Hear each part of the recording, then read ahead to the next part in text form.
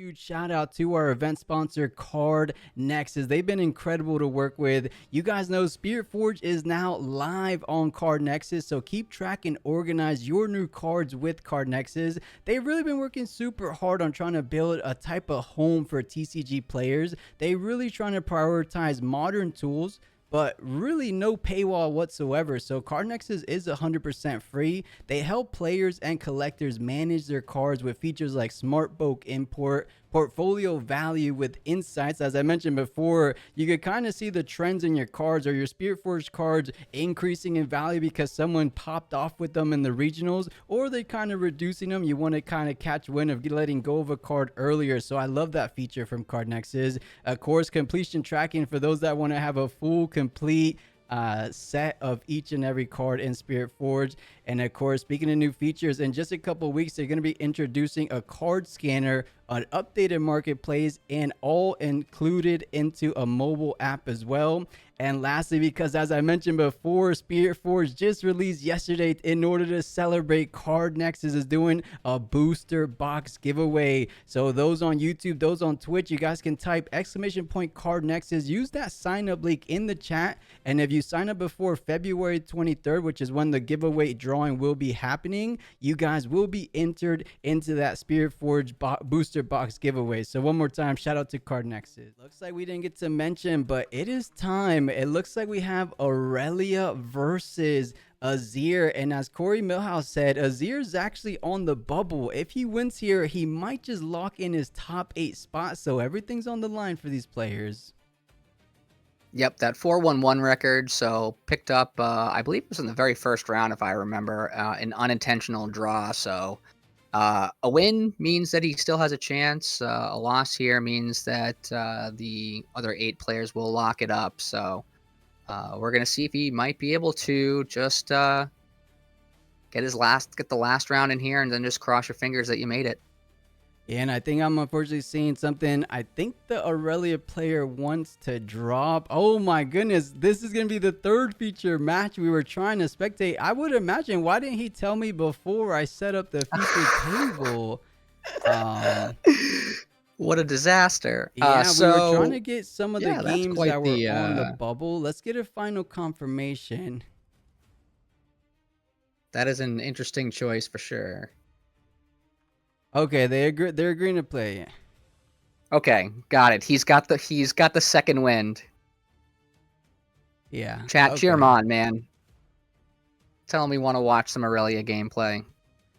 All right, looks like we're finally getting things started with this final round of Swiss. Only 8 players out of the most not record-breaking, but the most players we've ever had in Runes and Rift history. 86 players came up to play today, and only 8 will be progressing forward. Is this Azir player or this Irelia player one of the ones progressing on forward? This match, as I said, will be deciding it all, but it looks like Azir on the play, and never a bad thing to do as an aggressive deck. Yeah, Azir coming off that second place in the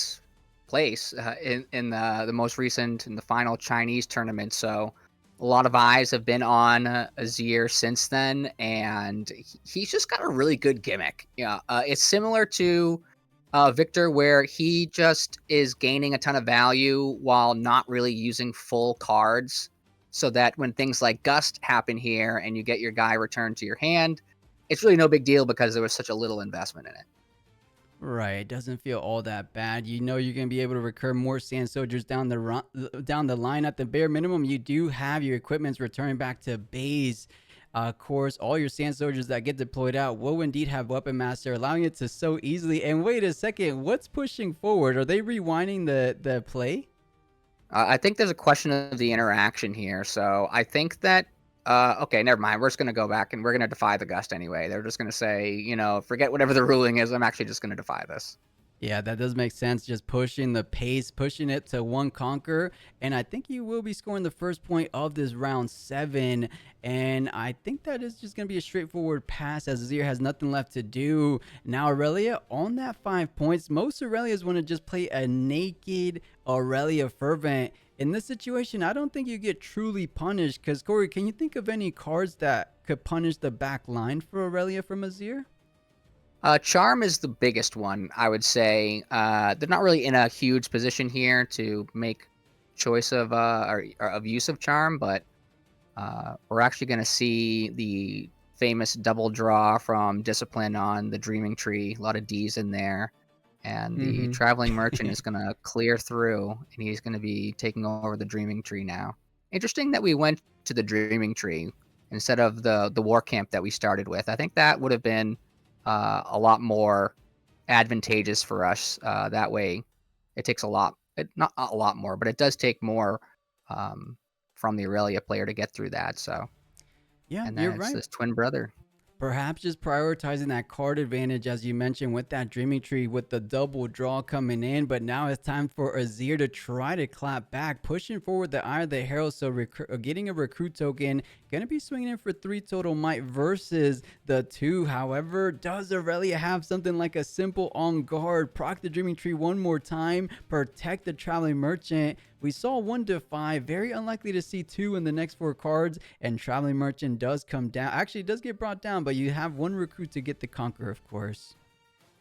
Yeah, the recruit sticking around is pretty nice value. And then here comes a Brutalizer. I'm just going to have a nice sand token attached to him and see if we might have one more here, or are we just going to hold up?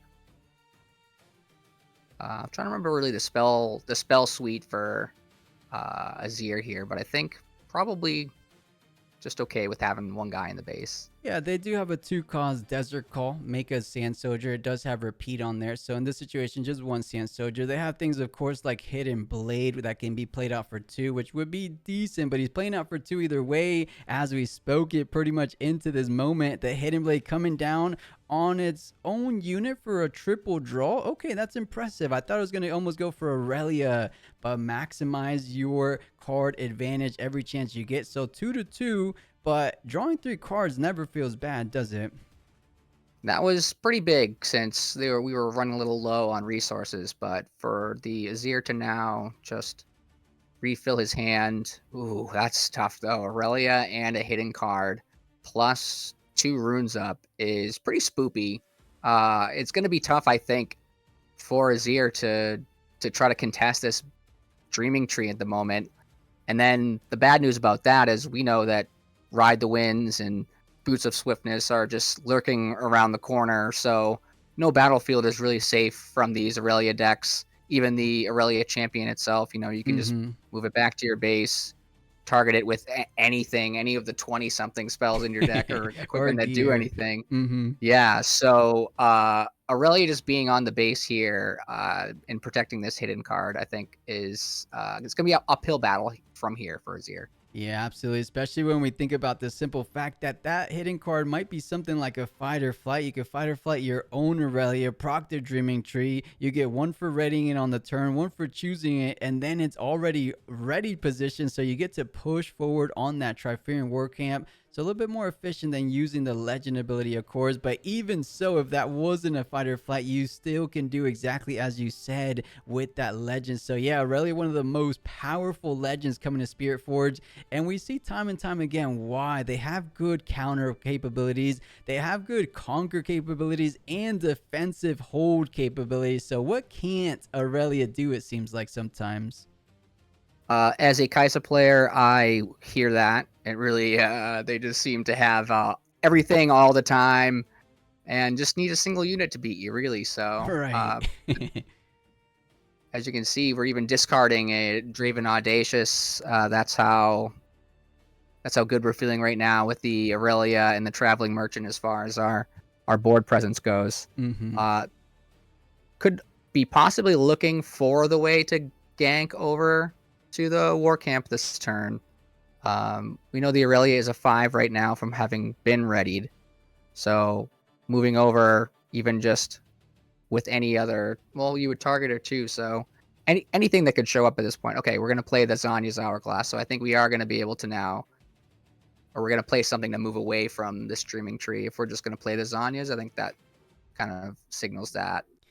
Goes All ahead right, and well, plays the stack deck, perhaps looking for something as simple as a tide turner, move the Aurelia back to base trading places, and then pushing forward onto the Triferian War Camp. could be a way of double conquering this turn. He's tapping 2. Is it going to be something like a tide turn, or even better, Corey, the ride the wind? That's going to be choosing. And I think you ready it. No, it's actually already in the ready position.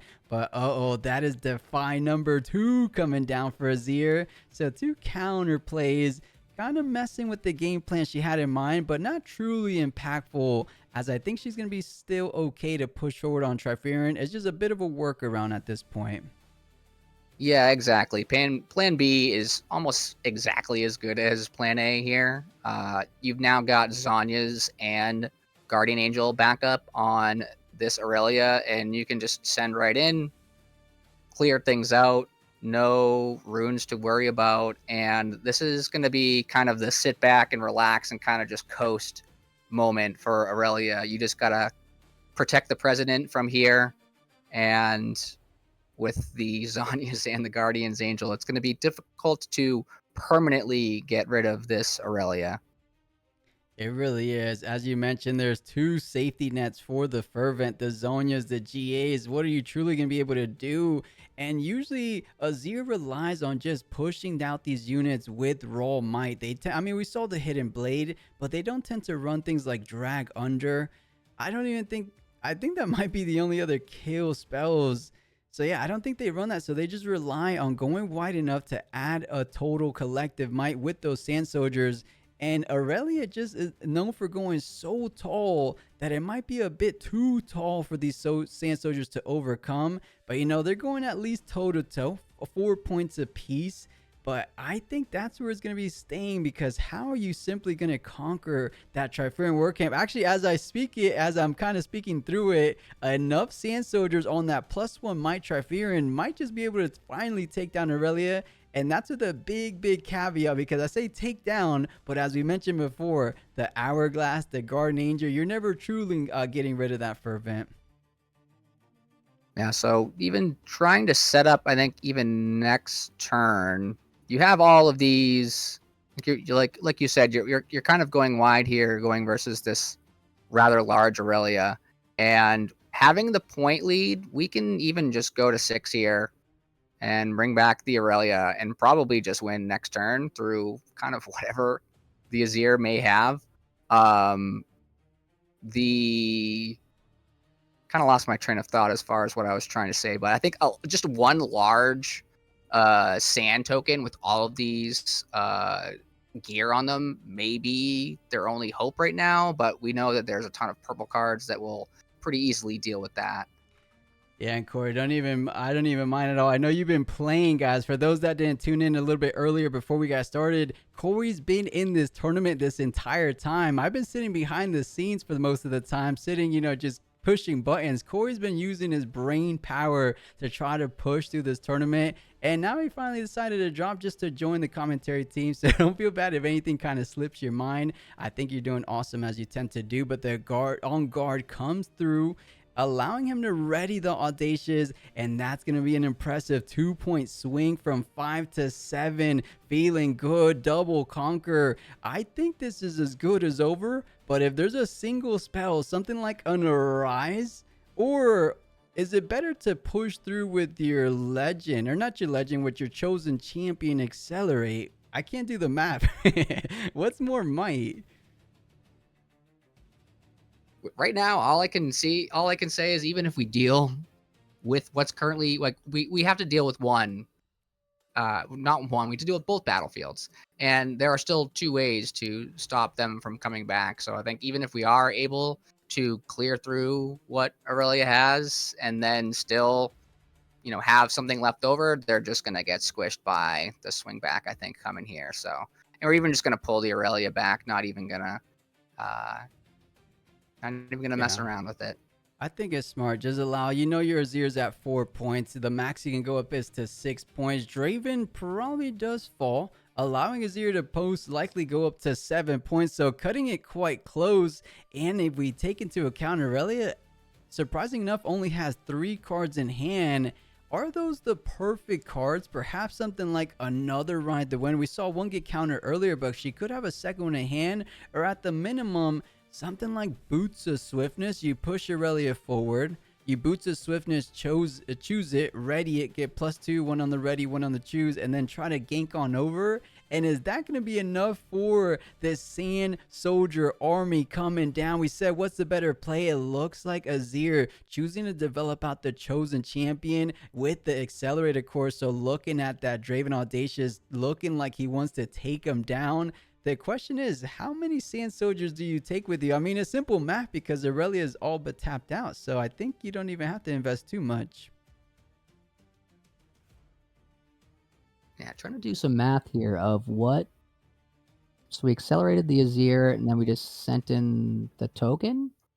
Oh, of course, the Hourglass Draven doesn't truly die, aka you don't get the additional point because Draven specifically reads it has to die via combat. So with the Hourglass, it actually completely negates that. So not feeling too good about that, but setting up what he would imagine to be the final front, the final defensive front. Are these Sand Soldiers plus perhaps the champion enough? Or I guess he's keeping the champion in the back to try to conquer both turns or both battlefields the next turn or this turn. Interesting. So, okay, I love these plays. I see why this is the highest placing Azir, because as it stands, he's using the Eye of the Herald to the best of its abilities. You're getting max use 2 recruit tokens on the right, and it looked like he was doing 2 recruit tokens on the left to take full advantage of their war camp as well. But I guess he's double thinking it. Was that just that was an undo button? Okay, he kind of like just moved a whole bunch of things around, and I was actually trying to understand what happened. No, yeah, a big undo there. Yeah, I mean it's the cool play for sure. So I can see how we want to go for that first, but I think Koa may have said, well, we'll actually hang on. Style points may not be enough to win this one here, so it's gonna be tough. I don't see a huge window for Azir here. I don't think he's gonna be able to have enough might on both of the battlefields to stop a double conquer this turn coming up.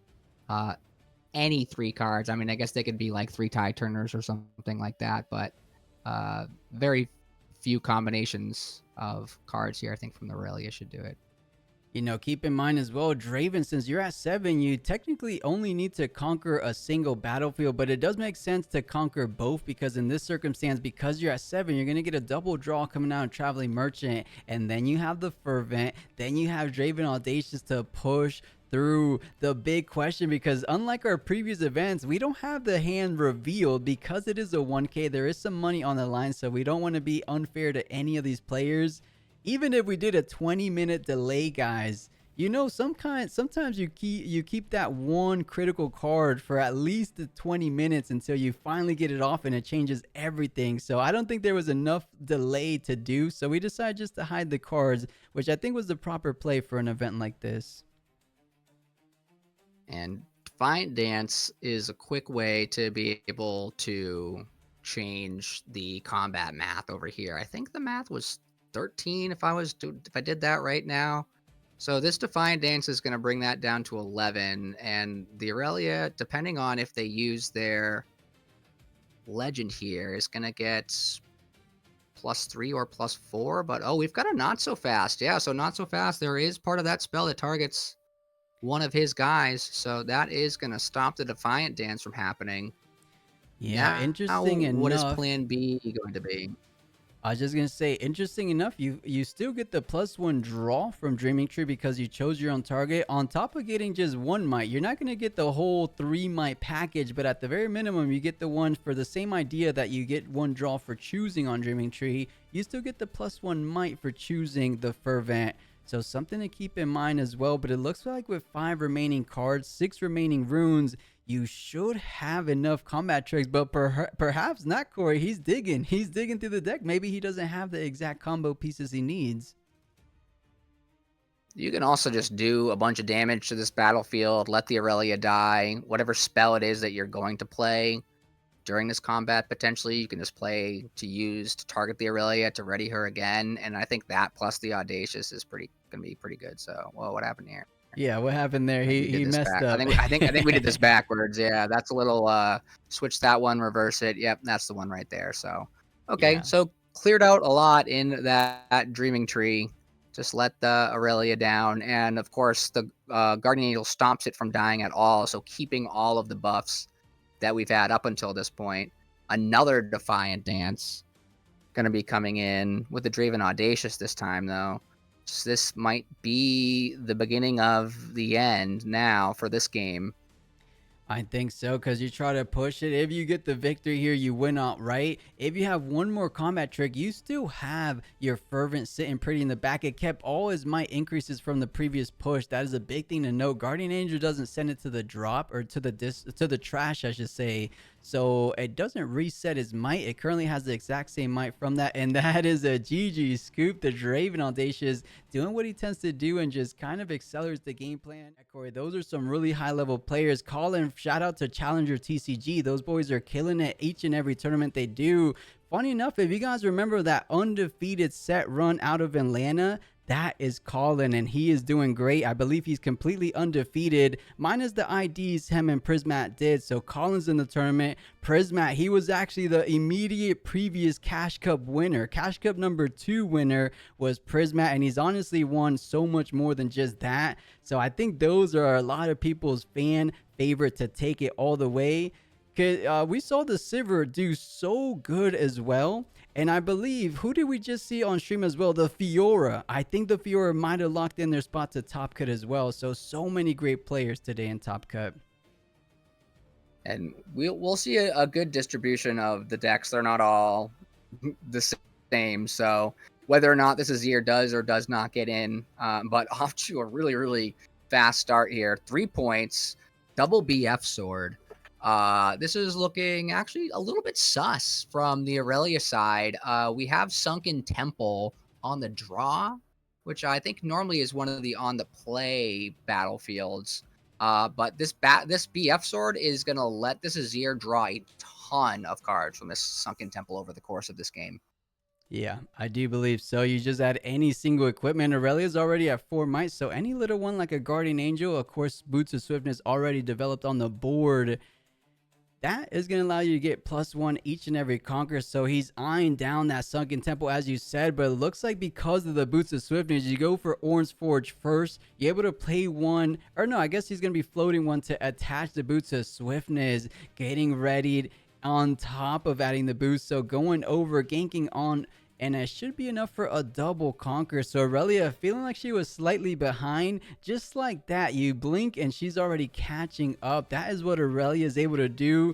As we said before, it almost feels like she's able to do each and every aspect of the game. When it comes to holding, she has the combat tricks. When it comes to ruining your game plan, she has the counters. And then when it comes to going on the offensive and conquering, look at what she just did. Not one conquer, but double conquer in a single swing. It's so impressive sometimes. And don't forget, still have 5 runes all up with 7 cards in hand. So really difficult to try to approach this Irelia at this point. Call of the Week, though, probably one of the best potential draws here for Azir. So we'll see if there's any way we might be able to dig one of those up. But for now, I'm just going to take the Orange Forge. And shouldn't he have 4 points? I believe so. This conquer here was 4. I think they're saying, hold up, it didn't finish the showdown. So the ride, the win, this is why he didn't go up to 4 immediately. It looks like Irelia said, hold up. Yeah. Yeah, wait a minute. I've got this busted card. Okay. So this is a disaster for Azir. We're still staring down 3 more runes from the Irelia too. So even if we do have some sort of way to swing this back in our favor, it's certainly not guaranteed. It's probably no defies. If you had defy, I have to assume you let it rip there on the Ride the Wind. So that I think is your biggest protection as Azir from the Ride the Wind here. So it's gonna be Face Breaker. Whoa, breaking some faces here. So gonna have to pay the deflect for Irelia. She does obnoxiously have deflect. And it's going to go ahead and effectively allow us to save our sand token since they're both stunned. Just going to bounce right Wait, off. And yeah, it's why was this a surprise attack? I thought I mean, no one had control of the battlefield, but because they're both stunned, wouldn't it be the one that pushed first? How does that work there? so when you move, let me see here. So when you move it, I would You're the assume the biggest. attacker. Oh, Because yep. you were the attacker. You were designated on attacker on starting the showdown, then surprise attack, but Irelia was still the defender in that situation. Attacker bounces. Ah, that makes sense. That makes sense because the defenders looked at like having the control. So that's what went down. But the desert call does come down, getting the Sand Soldier online. I don't believe it repeated as I don't see two Sand Soldiers there. So just getting a simple Sand Soldier. And thank you, Chad. That does make a whole lot of sense. But to make matters worse, a hard bargain coming down, nullifying that sand. Man, Irelia seems to just have all the answers. Azir can't catch a break in this match. Yeah, I think that hard bargain was BM. But I think as a really, we just want to keep cruising through and just using our cards and doing Aurelia things here. The Sunken Temple keeping. I'll say, are we gonna get the draw? We're actually not gonna take the draw. We need our runes this turn. Yeah, so just trying to maximize the rune efficiency here. Stack deck first, and then deciding on what you want to commit to this game. It looks like anything he does doesn't seem to be a bad play. He doesn't have enough for something like a Draven Audacious, but trying to retreat back to Irelia, or perhaps trying to just gank on over, conquering up to 6 points. Did she already gank over? I think she did. That's why she's at Yeah, 5. held the Orns. Yep, held Orns Forge first. All right, we found a stack deck, presumably off that Discipline. So Aurelia with the point lead, not at 6, so it's not completely out of reach for Azir this turn. Only having the 1 unit, at least currently, only being able to represent going up to 5 as well. So I know the Azir Chosen Champion has Accelerate, so depending on, it's just a traveling merchant. So no worries about Aurelia getting thrown onto any battlefields of yours. You pretty much have the green light this turn from Azir to set up what you hope is going to be a formidable enough battlefield here to stop the Irelia next turn. Actually, they can't even win next turn. So this is actually this is going to be a big turn for Azir. So if they can Arise is the one. I was just going to ask. I'm like, hey, what is the name again of that signature card that Azir has? Mm-hmm. And kind of bringing it out exactly as you thought about it. Arise coming down, +1 Sand Soldier for each and every equipment. That's 1, 2, 3, 4, 5 total Sand Soldiers. And of course, 2 of them will be coming in the ready position. Of course, Azir grants Weapon Master to every single Sand Soldier. So moving around those Doran shields, moving around the BF swords. Looks like everything coming in equipped, and you do ready. So I would imagine you want to get to 6. Because if you have something like another Arise, or most likely going to be the Azir champion, as we saw him push and bring all his army alongside with him, seems to be the one play he needs to try to close out the game. So I think you desperately do need a double conquer here. So just commit 2 tokens to the board. At least you still have a back line. So Azir does end up going to 5. And then 6 as we thought. Gonna get that draw from the Sunken Temple. The Sunken Temple, I think, is drawn about 5 or 6 cards this game. So It's such a good battlefield. another nice new battlefield. It's nice to have new battlefields. That's one of the aspects of this game I'm just super excited about. Is just more and more battlefields showing up. Yeah, what is it? Hidden card. Double hidden. Okay, that could be another phase breaker, another hidden blade as we saw before. Is he going on just hold for the win game plan? The only downside is Irelia has 7 runes. Irelia has 6 cards in hand. That means there has to be some kind of counterplay. Let's take a quick look at the trash.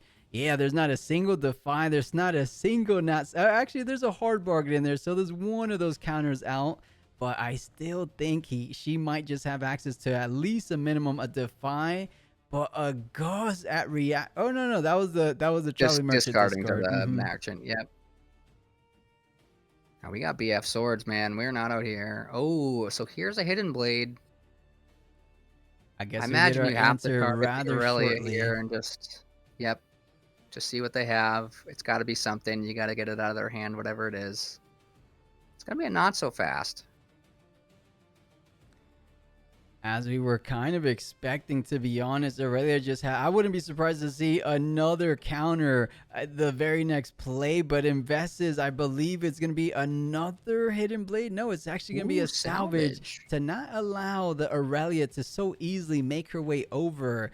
Because I think that is a key condition to win this game number 2. If you're able to hold at least one battlefield, the chosen champion Azir could come down and just move everything and your every single sand soldier over to the sunken temple, and that should be just enough, or honestly probably even overwhelming enough, to take down that one battlefield, especially if Aurelia doesn't leave too much tokens or too much runes available for the next turn. But man, counter after counter. I was hoping I was slightly wrong, but it looks like she proved me right to just have all the counters this game. Yeah, the deck has a lot of counter spells, a lot of ways to interact, and very few units on guard.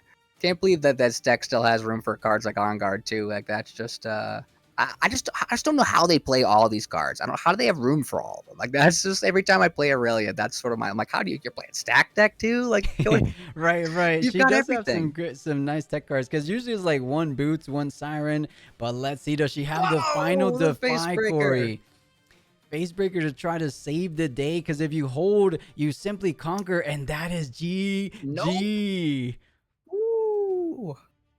I was Looks gonna like, say if that was the defy, then that person should buy a lottery ticket because that would have yeah. been like, sheesh. But no, face breaker for game right here, round 7. You'll love to see it.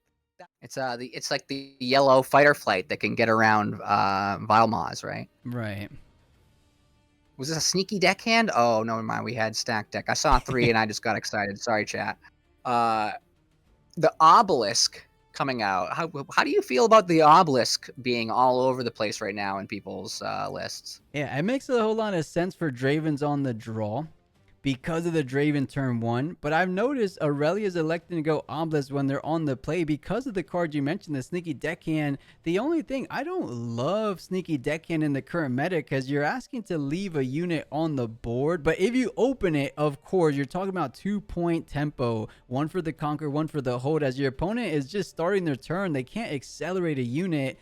But other than that, any position that you draw that Sneaky Deckhand, it almost feels like a bit of a dead draw because you can't play it mid game. Draven's gonna come in and get the free combat win, free draw.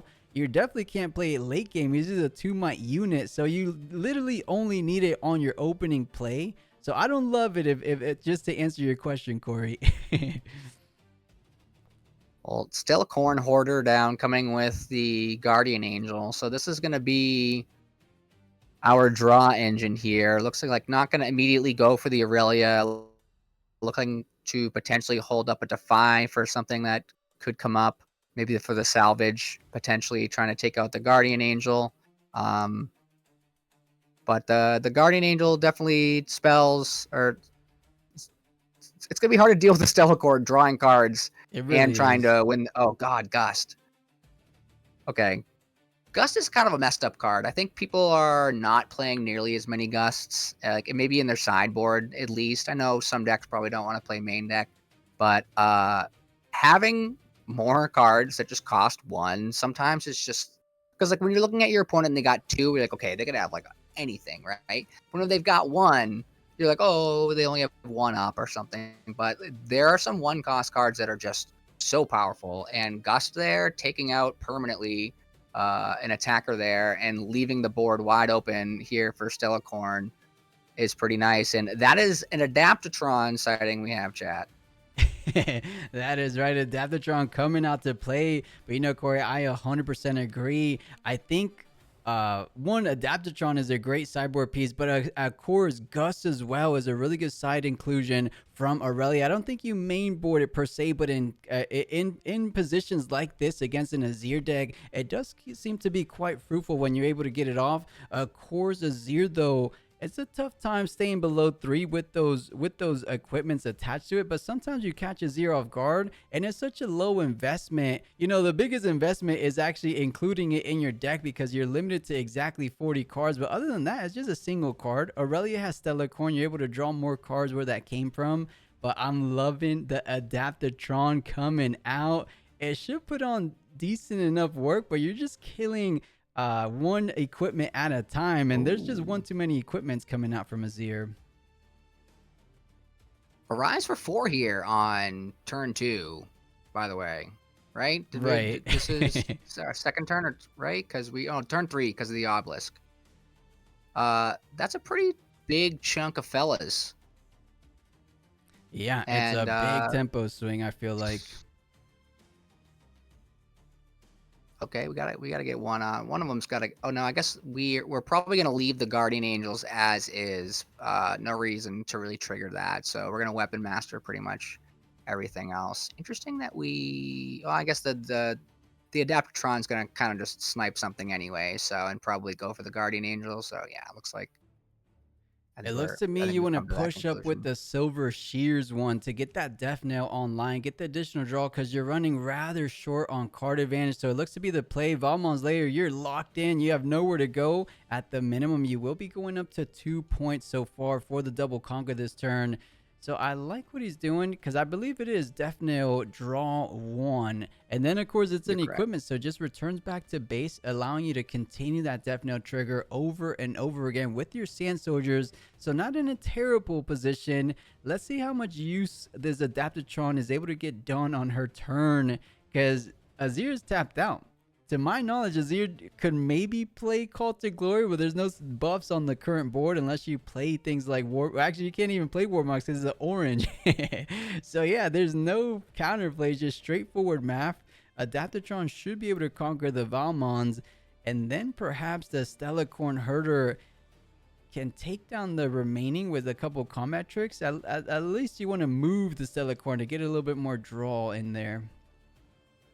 Yep, down to 4 cards at this point for the Irelia. A lot less than you usually see around these times. So I think that's going to be what they're thinking is they really want to make sure that this Stellacorn sticks around so that they keep the gasoline going. Adaptatron, though, coming. Okay, so here comes the Stellacorn. We are going to move right in, get the draw first.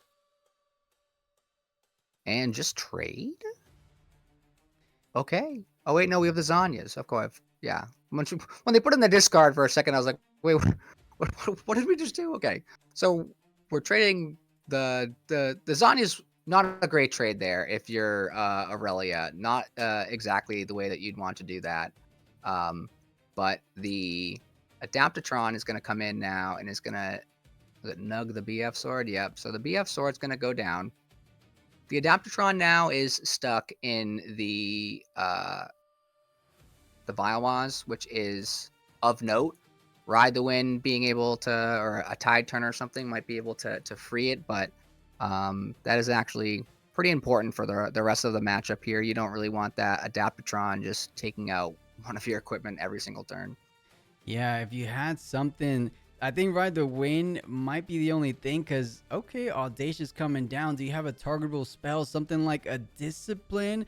Oh, just leaving the Adaptatron there. Perhaps just getting the value from a single equipment feels all you needed. Of course, perhaps if you could move it back to base, you could have thought about and planned for that. But Valmon's Lair just keeping that Adaptatron locked in place for the time being. But this game has been the best one so far in this match. Both of these guys, it hasn't been like an overwhelming power from either of these sides going back and forth, conquer for conquer. Can Azir get it done? Because I think Azir is the only one able to kind of progress onto top 8, but Irelia could foil the plans. But we do see a nice Brutalizer get played out on top of the Sacred Shears. So more card advantage. That is exactly what Azir needs, because right now you're on pace to outpace Irelia in card advantage. You push the Sand Soldier. You try to 1-for-1 trade with the Silver Shears.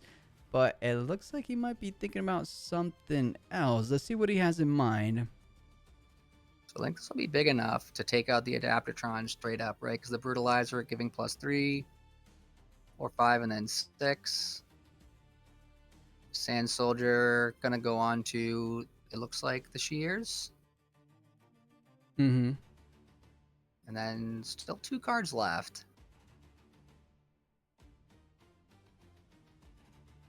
Is that a hidden card I see coming in here? Okay. Could be Facebreaker alert, chat. Facebreaker lookout, potentially. Guards is the other hidden card, Right. pretty much, I think, at this. I think that's... Hidden Blade also. So that's kind of what's potentially here. So we're going to get the Shears up here onto the Sand Soldier. That's going to make them, what, a 1, 2, 3, 4, 5 when we pass the turn? Okay. Yeah, 2, 3, 4, 5. And you know, I think he's being very patient, understanding that Draven Audacious is one of those units you don't want to overextend into. So preserving that ready Sand Soldier in the back line, because if you push over into the opposite power, something like an Audacious Conquer, combat win, plus 2 points, you go up to 4, ride the wind over to the other battlefield, defy slash not so fast the hidden card, and just like that, she would blink all the way up to, I believe, 6 points. So yeah, I think he made the right play by preserving that Sand Soldier, as well as preserving the Guardian Angel at that. But we said Audacious is hungry for some Conquer points, pushing it forward on Valmon's lair. And you're right, Corey, it was guards. I believe that creates a Sand Soldier token. You may play it ready, but at the minimum, you're going to get at least 2 additional might on this battlefield. Yeah, I think you have to play it here. No, play it too. So okay, you could play it anywhere, actually. Yeah, you could ready it if you're... I think is the clause on that. So currently 1 up on this Draven. Any one of half of the cards that are remaining in Irelia's deck, though, likely to be able to handle this. So, oh no, the Weapon Masters. So we get to Right. swing over the Brutalizer. So we're looking at 9 on 6 now. So a lot smaller room here. So, well, we're going to get the Discipline. Yeah, you go Gonna up get a to 8 draw. total might. It looks like she might have a bit more investment going on. The on guard, There's an bringing on-guard that Draven card. up to 10 total might. That looks to be the case. That should be enough to take down double Sand Soldier, aka going up to 5 total points. But now you have to play a bit of a defensive game, because Draven is stuck in place unless you do have something like that Ride the Wind we mentioned before, because there's enough Sand Soldiers to take down 6 might Draven. That's going to be netting him up to 6 total points. But oh, hiding a card. I mean, it looks like Azir's been the main one hiding. We could only anticipate something along the lines of Fight or Flight. Zonya's Hourglass we saw in game 1, but those have to be the only 2 cards I can think of so far.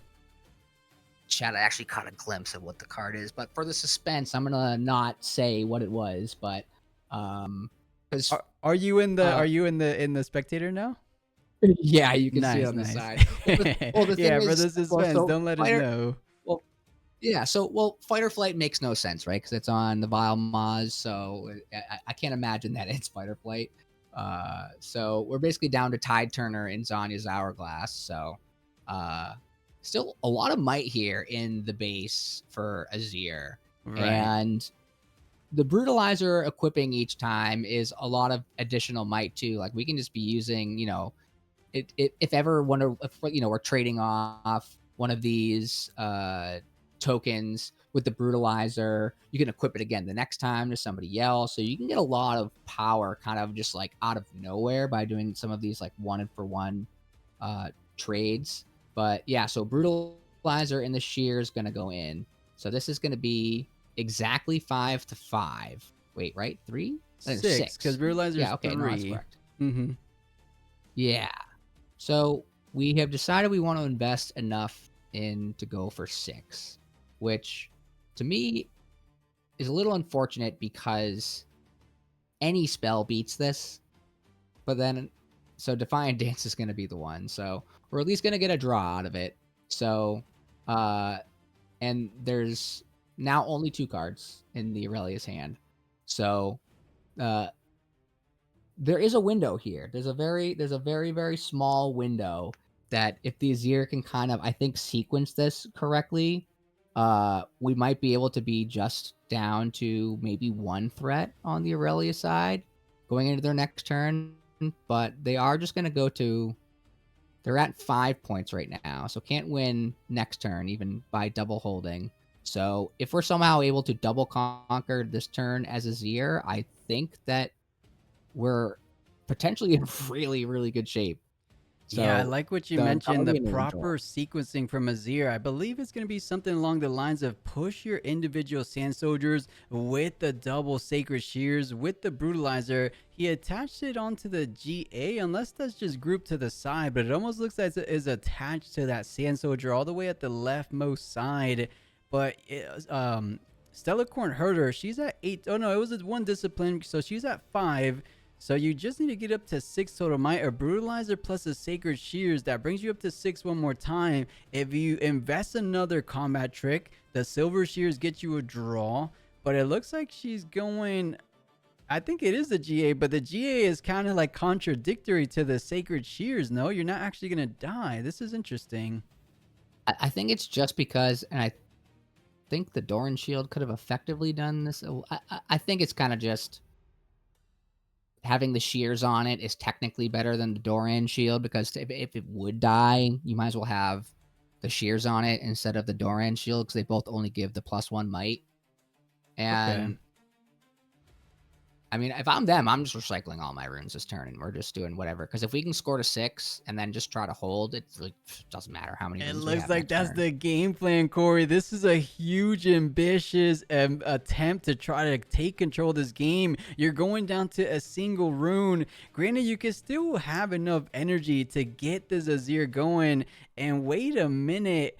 I see the game plan, Corey. Okay. You swing in everything on the opposite power, and then you accelerate the Azir champion over the other side. It looks like Stellarcorn Herder going to the back, though, allowing her to stay safe for the next push, on top of getting a bit more card advantage, which is probably what Irelia desperately needs in this position. She's just sitting at 2 points. We're used to not saying that for the Irelia legend, but here he comes, the Azir chosen champion, ready at that. Gonna be pushing the Valmon's layer, bring in perhaps a couple Sand Soldiers.